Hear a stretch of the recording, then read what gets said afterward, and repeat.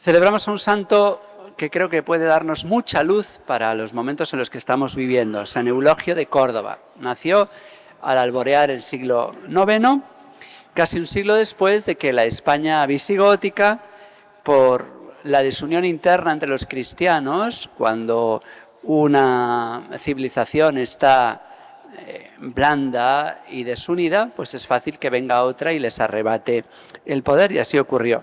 Fue vergonzosamente la España visigótica invadida por el Islam. Se dieron un paseo y en poquísimo tiempo llegaron a tomar casi toda España, excepto los heroicos resistentes de Covadonga con Pelayo a la cabeza. Y este sacerdote mozárabe significa los que viven entre los árabes, cristianos que viven entre los árabes, llegará a ser sacerdote y morirá mártir más o menos a los 60 años. Su familia, de carácter senatorial, una familia de alto nivel, pues de alto nivel civil, social, pero sobre todo religioso, porque habían sido fieles ante los arrianos visigodos hasta que se convirtieron, y ahora se mantenían fieles a esta nueva invasión, la del Islam. Cuando él era niño y los templos cristianos fueron sustituidos por los muecines, que son las torres, lo que es el paralelo a nuestros campanarios, sonaba desde el muecín el imán para llamar a la oración. Y él, cuando oía la llamada a la oración del Islam, de niño se santiguaba y decía: «Sálvanos, Señor, de este grito. Sean confundidos los que adoran la ficción y se glorían con sus simulacros». Lejos estaba Eulogio de pensar que adoramos al mismo Dios. Bueno, pues recibió una gran formación del obispo de San Zoilo y de otro santo abad, Esperaindeo, qué nombre tan bonito, Esperaindeo, espera en Dios. Pues tuvo grandísimos maestros y fue amigo hasta la muerte del que será su primer biógrafo, Paulo Álvaro, o Álvaro de Córdoba, que será el que nos contará todo esto que sabemos. Fue ordenado sacerdote. Se decía de él que tenía gracia para sacar a los hombres de su miseria y sublimarlos al reino de la luz. Tenía frases como esta que a mí me encanta: si quieres que tu oración llegue a Dios, ponle las alas del ayuno y la limosna. Si quieres que tu oración llegue a Dios, haz que vuele con el ayuno y la limosna. Bueno, pues él tenía mucha envidia de la parte del norte de la Hispania visigótica que quedaba libre del Islam, y allí se estaba forjando la auténtica España, protegida por reyes cristianos, y pretendió ir allá para atravesar los Pirineos y unirse con dos hermanos suyos que eran mercaderes. No pudo hacerlo, no pudo cruzar los Pirineos por causas políticas, pero pues Dios todo lo hace bien. Gracias a esto estuvo mucho tiempo en Pamplona con el obispo Gilesindo, y allí conoció muchas obras que los musulmanes habían desterrado. Entonces conoció la gran literatura clásica, tanto latina como griega, sobre todo latina. Conoció la Eneida, Horacio, Juvenal, las fábulas de Aviano, conoció a San Agustín, la ciudad de Dios. Se hizo acopio de las grandes obras clásicas de la cultura pagana y de la cultura cristiana y las devolvió, las trajo cuando volvió a Córdoba, la Córdoba musulmana, a la capital entonces de Al-Ándalus, del califato.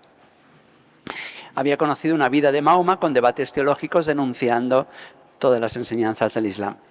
Y ya cuando regresó se detuvo en Toledo, donde conoció al obispo Bistremiro, del cual va a ser sucesor, y cuando llegó se dio cuenta de que los cristianos en Córdoba vivían completamente adormilados, contentos en un ambiente adverso que les habían robado, sin ningún propósito de implantar la fe. Estaban abotargados, adormecidos ante la persecución del Islam, porque el Islam no es una religión pacífica, el Corán no es un libro de respeto, de diálogo, no. Él se dio cuenta de que el único modo para despertar a estos cristianos era denunciar los errores del Islam y morir por la fe. El Corán, ya les digo, no es tolerante. Otra cosa es que muchos musulmanes, por felices inconsecuencias, pues lo sean, ¿eh? A veces por cálculo político, porque a un musulmán se le permite mentir y engañar en el Corán. Está permitido, cosa que a los cristianos no nos está permitido, ser falsos. Y entonces se miraba en el espejo de sus antepasados, de los cristianos que murieron mártires primero bajo los romanos y luego bajo los bárbaros, bajo los visigodos, que hasta que se convirtieron en arrianos, y vio que España tenía que despertar. Y entonces buscó generar un movimiento que fuera incontenible, como aquel que siglos antes había obligado a los emperadores romanos a ceder y a permitir el cristianismo, primero libertad y luego convertirse en la religión oficial. Así que para mover conciencias dormidas, tras siglo y medio de dominación, convenció a varias decenas de cristianos de Córdoba a ir ante el cadí, el juez musulmán, y denunciar la religión musulmana y al profeta Mahoma. Es decir, esto que ustedes profesan está mal. Eso se llama meterse en la boca del lobo. Sabían que eso era ponerse en peligro y ser condenados a muerte. Y así fue. Esta actuación provocó que muchos cristianos tuvieran conflictos de conciencia, porque es un debate lícito. ¿Está bien o está mal presentarte ante tu verdugo y prácticamente provocar tu martirio? Pero el único modo que le encontró para que se despertasen los cristianos. Y bueno, pues hoy, por supuesto, todos los bienpensantes, los dialogantes, los constructores de puentes, al final todos, muchos de estos son relativistas, otros no, otros son realmente constructores de puentes, pero hoy hay un relativismo tal que se nos dice no molestes, no te opongas a la Agenda 2030, no te opongas a las leyes imperantes, usa la poca libertad que cada vez nos va quedando. Y pues Eulogio realmente nos espolea. Fueron ajusticiados gracias a él 50 mozárabes cordobeses, entre los que se encontraban un matrimonio formado por Aurelio y su esposa Sabigoto, que se presentaron al cadí incluso teniendo 2 niñas pequeñas y dejándolas huérfanas por su martirio. Pero ¿cuántas veces hemos dicho aquí que más vale ser el huérfano de un valiente que el hijo de un cobarde? Y que es un gran testimonio, dejar a nuestros hijos la valentía. Él fue preso, pero no se atrevieron a matarlo por su gran ascendente, por su gran autoridad.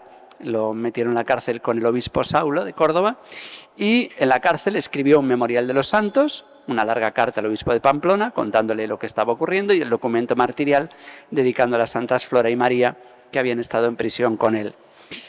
No se atrevían a matarlo, lo liberaron y lo nombraron obispo, arzobispo de Toledo. Lo que pasa que el emir de Córdoba nunca le dejó ir y nunca tomó posesión porque antes va a ser martirizado. Pero se resistían a martirizarlo porque cuando una persona es valiente, a esa persona ya se le tiene miedo, esa persona es invencible. Y esto es lo que pasó. Eulogio se convirtió en un hombre valiente y entonces veían que si lo mataban la reacción podría ser mayor. Y así fue. Cuando en el trono Omeya hubo una sucesión, se endurecieron las medidas contra los cristianos, Eulogio siempre estaba vigilado y él tenía que estar constantemente cambiando de morada, hasta que fue apresado por ayudar a ocultarse a una joven muladí.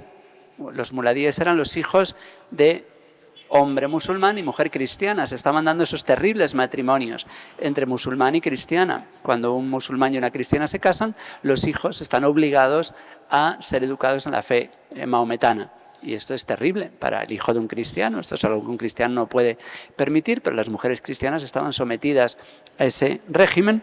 Y entonces convenció a la muladí, a Lucrecia, que se había convertido gracias a la monja Liliosa, pues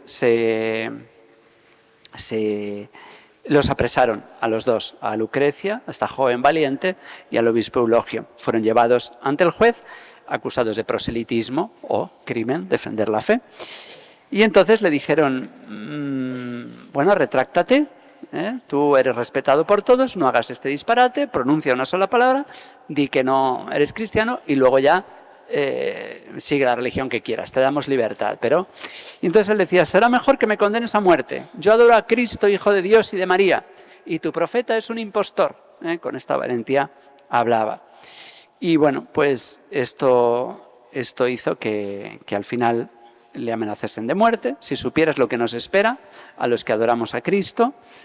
y entonces fue condenado a la decapitación, le cortaron la cabeza y muy pronto, aclamado como santo, el rey cristiano de Castilla, Alfonso III el Magno, pidió y obtuvo del emir sus reliquias, también las de Santa Leocricia o Lucrecia, y fueron llevadas a Oviedo, donde hoy se veneran, no en el sur de España, que era musulmana, sino en lo más al norte, en Oviedo, donde estaba entonces la capital del reino cristiano de Castilla. Pues esta historia da que pensar a nuestro suicida occidente, que es valiente para acusar, para insultar y reírse del cristianismo, pero cobarde ante el Islam. Hoy nuestros gobernantes en Europa se honran de felicitar el Ramadán, pero se atragantan como demonios para no pronunciar la palabra Navidad. Ahora dicen felices fiestas, para no decir Navidad. Felicitan a los musulmanes que están invadiendo silenciosamente, con los vientres, sin violencia, por nuestra desidia, por nuestra cobardía para tener hijos, pues con los vientres están invadiendo Europa, teniendo hijos, orgullosos de su raza y de su cultura, y nosotros avergonzados de la nuestra, haciendo leyes suicidas, porque no queremos tener hijos, porque fomentamos la homosexualidad, que es estéril, y la eutanasia y el aborto. Pues el futuro es de ellos, sin duda ninguna, hasta que volvamos a tener orgullo de nuestra cultura y de nuestra civilización, y entonces podamos volver a propagar nuestra santa fe. Mientras tanto, el futuro es de ellos, el futuro es de los que tienen hijos, no de los que no creen en el futuro.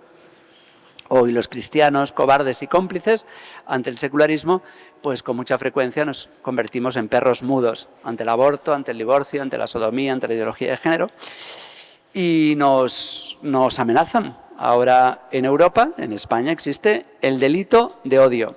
Un delito muy raro, porque ¿cómo puedes demostrar que alguien odia?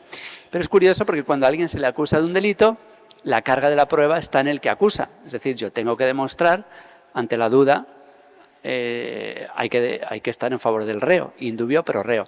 Pero ahora estas leyes tan terribles que ignoran el derecho romano y el derecho natural, se te acusa y eres tú, el reo, el que tienes que demostrar que no odias. ¿Cómo demuestras que no odias? Así que basta que te acusen para que puedas ir a la cárcel. Ahora tenemos en España un sacerdote acusado de delito de odio y el pobre lleva años solamente por decir cosas parecidas a las que yo estoy diciendo. Pues esto es lo que se nos viene encima en Europa, la suicida Europa, pero ojo, que yo estoy diciendo esto aquí para que nosotros también nos vayamos despertando y nos quitemos el miedo y que seamos valientes, que San Eulogio nos enseñe a denunciar los errores de los sin Dios y de los contra Dios y a no tener miedo.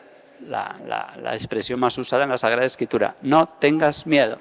El Señor nos dice, si alguno se pone de mi parte ante los hombres, yo también me pondré ante mi Padre del cielo. Pues que no tengamos miedo, porque es el único modo de vivir con alegría, con libertad, felices y con la seguridad de que el Señor nos defenderá por nuestros muchos pecados, por haberle defendido. Pues que nos conceda el Señor esta valentía. Yo ahora voy a estar 10 días fuera porque nos vamos de campamento. Les pido que encomienden a los monitores y a todos los que vamos a realizar este campamento en estos días en que me ausentaré.